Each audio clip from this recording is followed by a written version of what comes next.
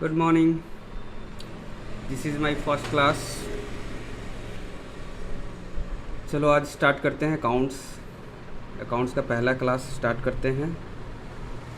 Class 11th accounts.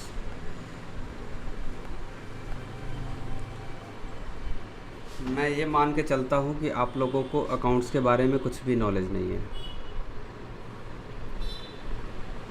तो सबसे पहले हम क्या करेंगे, अकाउंटिंग का बेसिक जानेंगे। अकाउंटिंग होता क्या है, अकाउंटिंग क्यों करते हैं, अकाउंटिंग कैसे करते हैं वो बाद में पढ़ेंगे। पहले अकाउंटिंग क्यों करते हैं थोड़ा बहुत जानेंगे, फिर पढ़ेंगे अकाउंटिंग कैसे करते हैं। वैसे तो आपका फर्स्ट चैप्टर आता है इंट्रोडक्शन,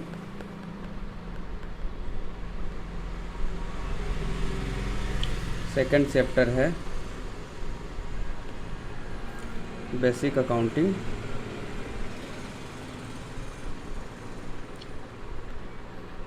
टर्म्स। इंट्रोडक्शन में हम बस ये जानेंगे कि अकाउंटिंग क्या होता है, अकाउंटिंग को समझेंगे। बेसिक अकाउंटिंग टर्म्स में बहुत सारी चीज़ें हैं, बहुत सारे टर्म्स हैं, लेकिन जो मेन है बेसिक चीज़ें हैं जो आपको अभी तुरंत समझ में आ जाएगा वो हम पढ़ेंगे। बाकी जो मुश्किल चीज़ें हैं, जो ऊपर ऊपर से जाने वाला है, वो बाद में पढ़ेंगे। चलिए स्टार्ट करते हैं। आपको पहले इंट्रोडक्शन बताता हूँ।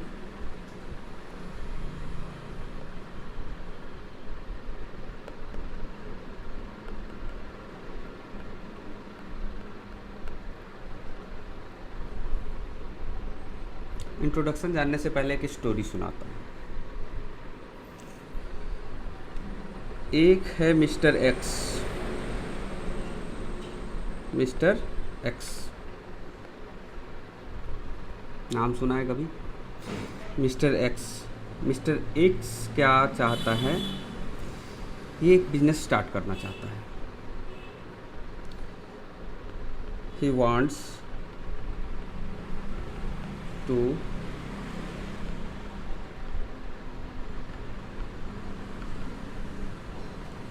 Start a business. Business start करने के लिए इसको क्या चाहिए? पूंजी। सबसे मेन चीज़ होता है पूंजी। बिना पूंजी के कोई बिजनेस नहीं होता। तो इसको क्या चाहिए? पूंजी। इन्वेस्टमेंट के लिए कुछ पैसे चाहिए। इसको पहले क्या करना होगा, कुछ इन्वेस्ट करना पड़ेगा, तभी इसका बिजनेस स्टार्ट हो पाएगा। He needs to invest money. ये बिजनेस स्टार्ट करना चाहता है, इसके लिए इसको चाहिए कुछ पैसे इन्वेस्टमेंट के लिए। लेकिन कितने पैसे चाहिए? मान के चलो चाहिए 10 लाख। अब होता क्या है, बिजनेस को स्टार्ट करने के लिए 10 लाख की ज़रूरत है, लेकिन मिस्टर एक्स के पास केवल 5 लाख रुपए है। केवल 5 लाख रुपए है।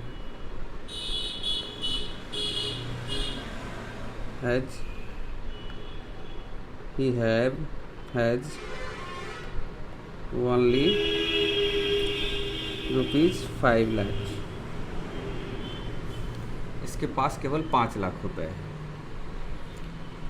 इसने अपने दोस्त से पूछा, यार मुझे बिज़नेस स्टार्ट करना है, बिज़नेस के लिए मुझे चाहिए 10 लाख, मेरे खुद के पास केवल 5 लाख रुपए हैं, क्या करूं? इसके दोस्त ने इसको सलाह दिया कि तू क्या कर, 5 लाख मेरे से ले ले लोन के तौर पे।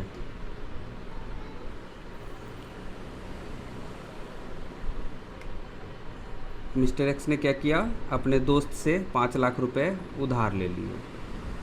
ही बोरो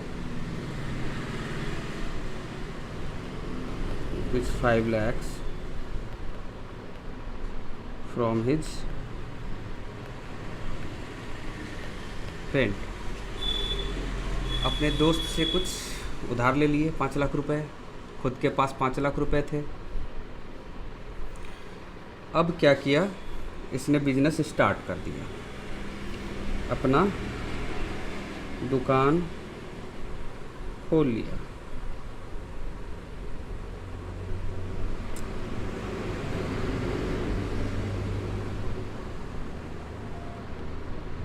शॉप खोल लिया, रिटेल शॉप, होलसेल शॉप।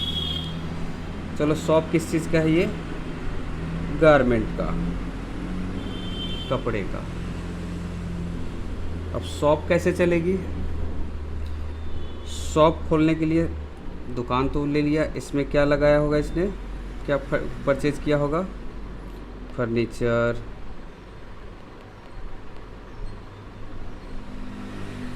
ख़रीदा होगा। दुकान के लिए एक मोबाइल फ़ोन भी चाहिए,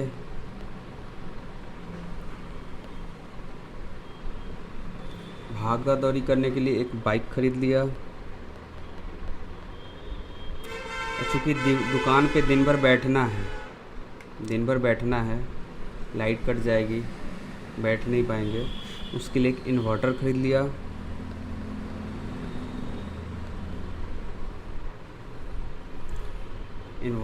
लिया। ये सब खरीदने में इसको लग गए कितने, 6 लाख। 6 लाख का सामान खरीद लिया, furniture, mobile, bike, inverter, ETC और भी बहुत सारी चीज़ें होती, कंप्यूटर, ये सब खरीद लिया। अब बचा इसके पास कितना, 4 लाख। दुकान रेंट पे ले लिया, सारे एसेट्स जो होते हैं वो ख़रीद लिए, दुकान को चलाने के लिए जो भी ज़रूरत के सामान है, फर्नीचर, काउंटर बनवा लिया, काउंटर को फर्नीचर बोलेंगे, फर्नीचर, मोबाइल, पंखा, इन्वर्टर, बाइक, ये सब खरीद लिया। अब स्टार्ट करते हैं बिजनेस। चलो ये है इसका गारमेंट शॉप।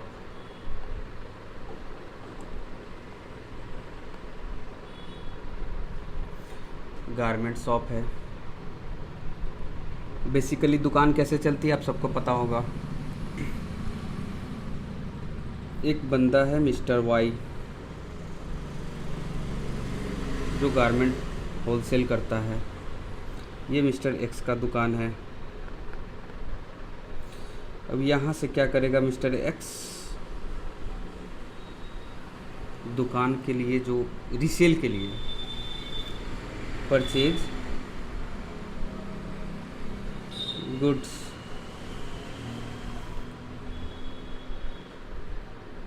फॉर रीसेल कितने का इसके पास बच गए थे, 4 लाख रुपए। पूरा का पूरा 4 लाख का क्या किया इसने, माल खरीद लिया। अब आगे क्या किया, कस्टमर को इसने 4 लाख का माल 20% के प्रॉफिट पे अपना प्राइस रखा और 4 लाख का माल 4,80,000 में बेच दिया,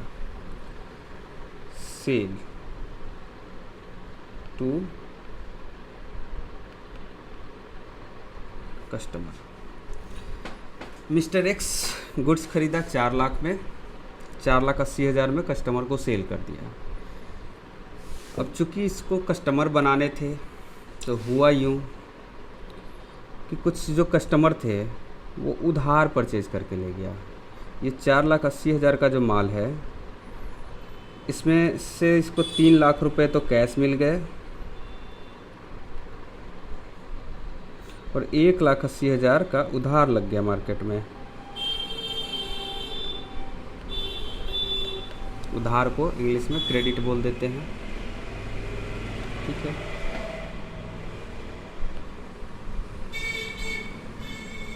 तीन लाख का कैश सेल, 1,80,000 का क्रेडिट सेल,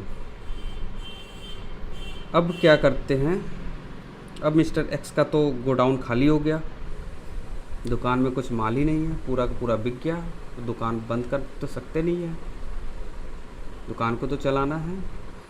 अब ये 3 लाख रुपये कैश लेके फिर से दोबारा गया, फिर इसको बोला है मिस्टर वाई को कि भैया आप मुझे 5 लाख का माल दे दो,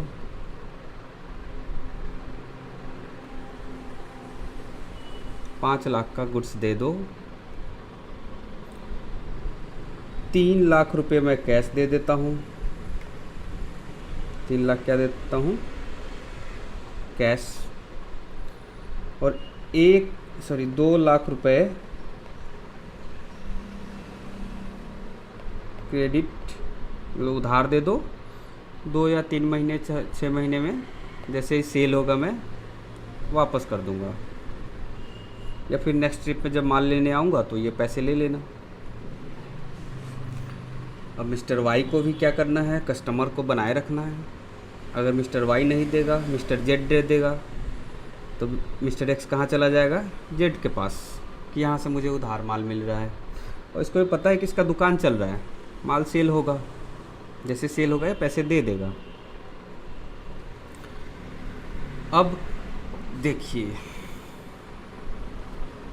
ये जो जैसे परचेज हुआ, सेल हुआ, उधार परचेज हुआ, उधार सेल हुआ, कैश परचेज हुआ, कैश सेल हुआ, ये पीछे हमने जो फर्नीचर परचेज किए थे, जो पैसे इन्वेस्ट किए थे मिस्टर एक्स ने, इस सारे के सारे क्या है, बिजनेस ट्रांजैक्शन, इसी को बोलते हैं ट्रांजैक्शन। सबके कुछ ना कुछ फाइनेंशियल वैल्यू है।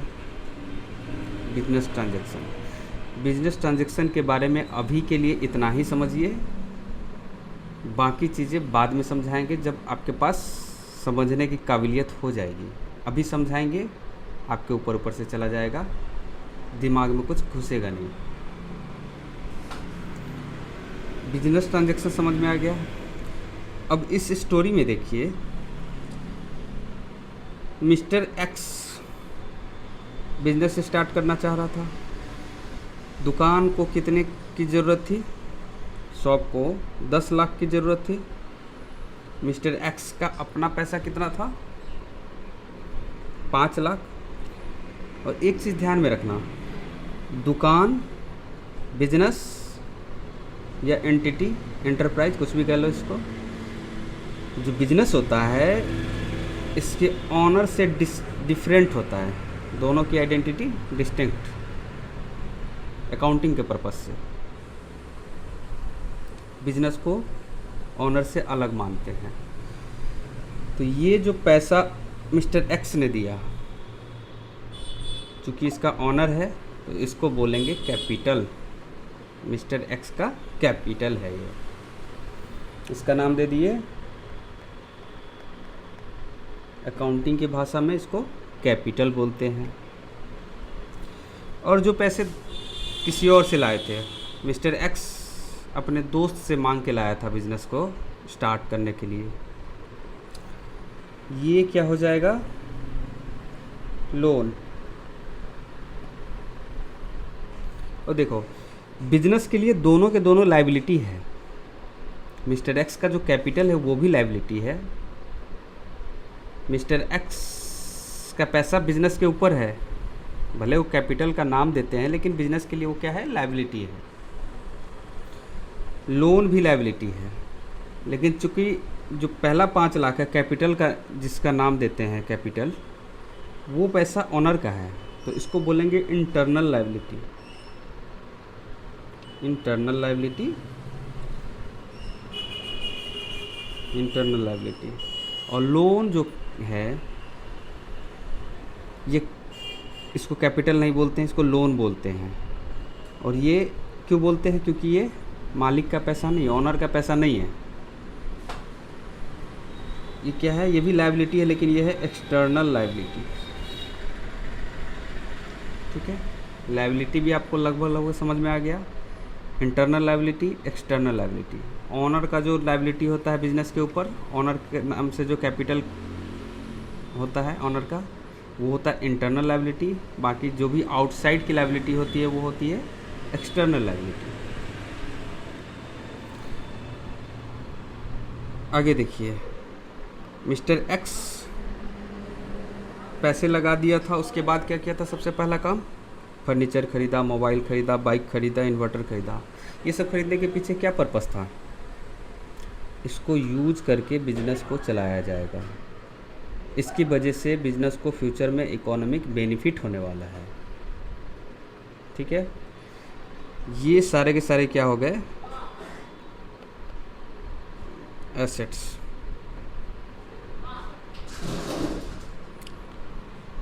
और चूँकि इस एसेट्स को हम सेल के लिए नहीं खरीदे हैं, इसको खरीदने का पर्पस रीसेल करना नहीं था, इसलिए ये हो गया फिक्स्ड एसेट्स।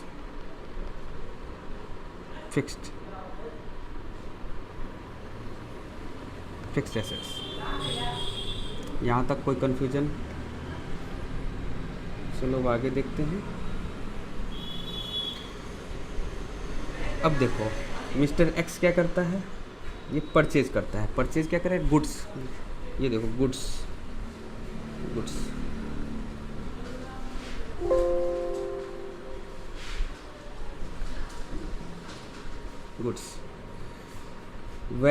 वैसा वस्तु, वैसी चीज़ें, that type of things which is purchase for resale purpose, जिसको हम रीसेल करने के लिए परचेज किए हैं, या फिर मैन्युफैक्चर करके नए फिनिश्ड गुड्स बना के सेल करने के लिए। अभी हमारा रीसेल का बिजनेस है, तो अभी रीसेल के पॉइंट ऑफ व्यू से देखते हैं। वैसा गुड्स जिसको हम आगे कस्टमर को सेल करने के लिए ख़रीदा है, उसको बोलेंगे गुड्स।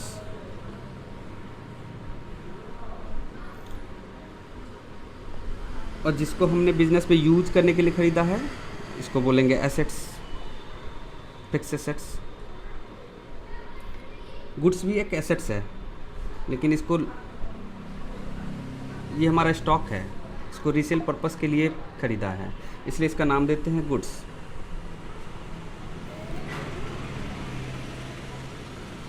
क्या किया? परचेज किया, फिर सेल किया। यहाँ पे स्टोरी में देखिए, ये जो कैश सेल है 3 लाख, बाकी क्या है? 1,80,000 क्रेडिट सेल है। तो जो हमने क्रेडिट सेल किया था, जो कस्टमर उधार लेके गया वो पैसे देगा, मान के चलेंगे कि देगा। हिंदी में वो क्या हो गया? देनदार। हमारे लिए वो देनदार हो गया, वो पैसे हमें देगा। हमसे माल उधार लेके गया है, आज निकल वो पैसे दे देगा। जो भी माल लेके गया है उस पर्सन को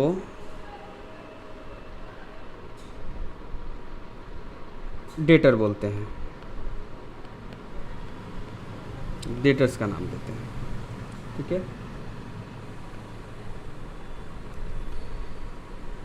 फिर आप कहाँ गए? मिस्टर वाई के पास। वहाँ से भी कुछ कैश में लेके आए थे, टोटल 5 लाख का गुड्स लेके आए थे, 3 लाख का कैश में लेके आए थे, बाकी 2 लाख उधार लेके आए थे। तो ये जो उधार परचेज करके लाए हो, इसके लिए मिस्टर वाई क्या हो जाएगा? क्रेडिटर्स।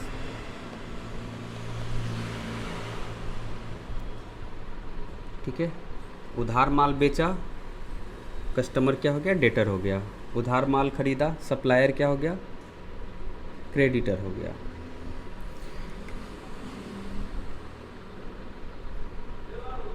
डेटर भी क्या है? एक एसेट्स है, क्योंकि उससे हमें पैसे आज निकल आने हैं, इसलिए वो एसेट्स है। अब पीछे देखिए, एक बार स्टोरी को वो कर लेते हैं।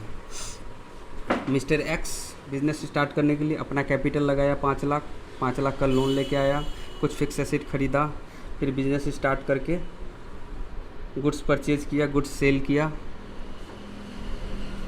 Cell, purchase, goods, 3 terms. Debtors, जो उधार सेल किया, डेटर्स, उधार परचेज किया, क्रेडिटर्स। अब क्या होता है ना, बिजनेस चलाते चलाते, और मिस्टर एक्स भूखे प्यासे तो रहेगा नहीं, उसके अपने भी कुछ शौक़ है, उसके अपनी फैमिली है। एक टाइम पे होता क्या है, उसको पर्सनल एक्सपेंस के लिए कुछ पैसों की ज़रूरत पड़ती है। कुछ पैसों की ज़रूरत पड़ती है। तो जब वो पैसे लेके आया था तो उसका नाम हमने दिया था कैपिटल। मिस्टर एक्स शॉप में पैसे लेके आएगा तो उसका नाम देंगे कैपिटल। उसी तरह जब वो पैसे लेके गया बिजनेस से अपने पर्सनल एक्सपेंस के लिए, पर्सनल यूज के लिए, तो उसका नाम देते हैं ड्राइंग। वो पैसे भी लेके जा सकता है या गुड्स भी लेके जा सकता है, दोनों ड्राइंग होगा। एसेट्स भी निकाल सकता है अपने पर्सनल यूज़ के लिए, सब ड्राइंग आ जाएगा। सबको क्या नाम देंगे? ड्राइंग। अब चलिए बाकी जो है इसमें एसेट्स में बहुत सारे टाइप होते हैं। फिक्स एसेट है, उस तरह से करेंट एसेट्स होता है, current liability, non current liability, ये सब आगे समझ में आ जाएगा जब हम फाइनल अकाउंट पढ़ेंगे धीरे धीरे। अभी के लिए बेसिक आपको इतना ही जानना है कि किसको क्या नाम देते हैं। अब आगे बढ़ते हैं जर्नल एंट्री। थ्योरी पार्ट अभी नहीं पढ़ाएंगे, जो चीज़ आपको ज़रूरत थी वो मैंने बता दिया। बाकी थ्योरी जो है एक बार प्रैक्टिकल ख़त्म कर लेते हैं, उसके बाद पढ़ाएंगे, आपको जल्दी जल्दी क्लिक करेगा दिमाग में। ठीक है,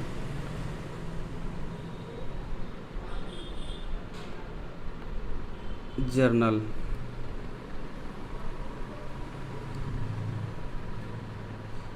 जर्नल का एक रूल है।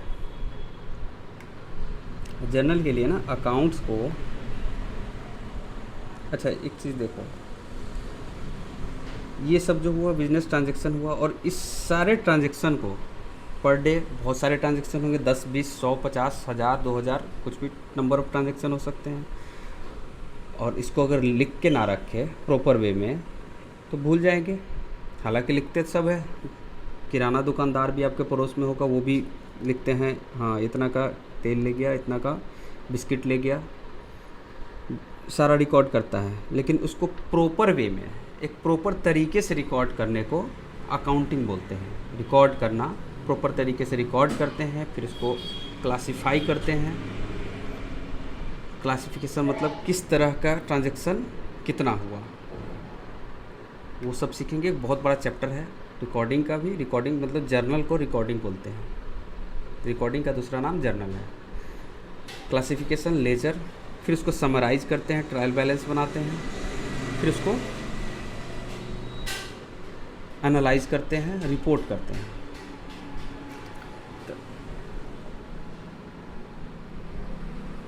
तो अकाउंटिंग का डेफिनेशन लिखवा देता हूँ।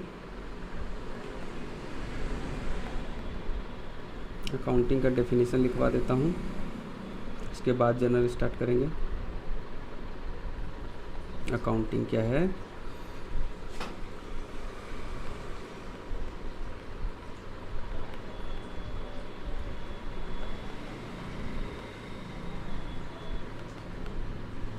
Art of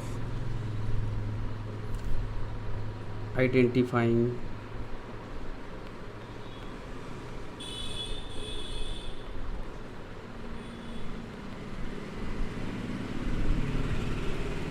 measuring, recording,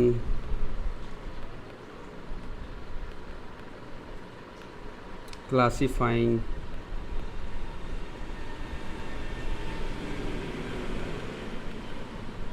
summarizing,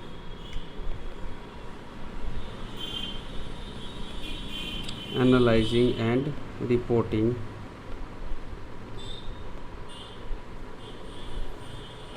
to users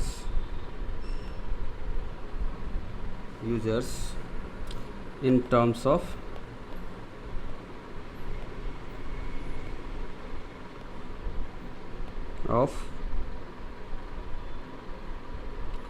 financial transaction.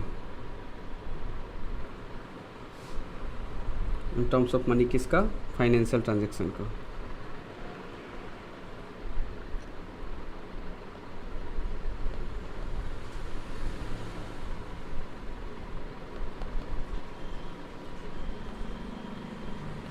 जो भी ट्रांजैक्शन आपने सीखा है उसको क्या करते हैं, आइडेंटिफाई करते हैं किस नेचर का ट्रांजैक्शन है, ये रिकॉर्ड करने लायक है भी या नहीं। और फॉर एग्ज़ाम्पल किसी दिन आपका मूड ऑफ है, किसी कस्टमर को कुछ एक्स्ट्रा जानना था, उसने मतलब आपको परेशान कर दिया, आप क्या किए, कस्टमर को डांट दिए, कस्टमर से लड़ाई कर लिए। तो उस लड़ाई के वजह से आपका नुकसान होगा, कस्टमर टूटेगा, लेकिन आपको पता है उस लड़ाई को तो रिकॉर्ड नहीं कर सकते। तो फाइनेंशियल नेचर का जो ट्रांजैक्शन होगा उसको रिकॉर्ड कर सकते हैं, जिसको हम फाइनेंशियली आइडेंटिफाई कर सके, उसको उसका वैल्यू जान सके, उसका वैल्यू निकालेंगे। पहले आइडेंटिफाई करेंगे, फिर उसका वैल्यू निकालेंगे, फिर उसको क्या करेंगे, रिकॉर्ड करेंगे, फिर उसको क्लासीफाई करेंगे, फिर समराइज़ करेंगे, समरी बनाएंगे, फिर फाइनल अकाउंट बना के उसको एनालाइज करेंगे और रिपोर्ट करेंगे किसको, यूजर्स को, स्टेक होल्डर्स को। अगर लोन लेना है तो बैंक को देंगे, इनकम टैक्स डिपार्टमेंट को देंगे, जहाँ भी कंप्लायंस करना है वहाँ देंगे, ऑनर को देंगे बिजनेस में डिसीजन मेकिंग के लिए। और financial transaction in terms of money, accounting किस टर्म में होता है, मनी के टर्म्स में। अब देखो, दूध बेचते हैं लीटर में, चावल बेचते हैं केजी में, आलू प्याज का बिजनेस होता है केजी में, बिस्किट्स होते हैं पीसेज में। तो सबको अलग अलग अकाउंट तो नहीं बनाएंगे ना, इसलिए इसको कन्वर्ट किस टर्म में करते हैं, मनी के टर्म में। मनी के टर्म में कन्वर्ट करके फिर उसको अकाउंटिंग करते हैं। तो मनी के टर्म में, और किसका, फाइनेंशियल ट्रांजैक्शन का। ठीक है, चलो आज के लिए इतना ही। जर्नल है तो हम नेक्स्ट क्लास में जर्नल स्टार्ट करेंगे। ठीक है, अगले क्लास में आप ये सब रिवाइज करके आइएगा नेक्स्ट क्लास के लिए।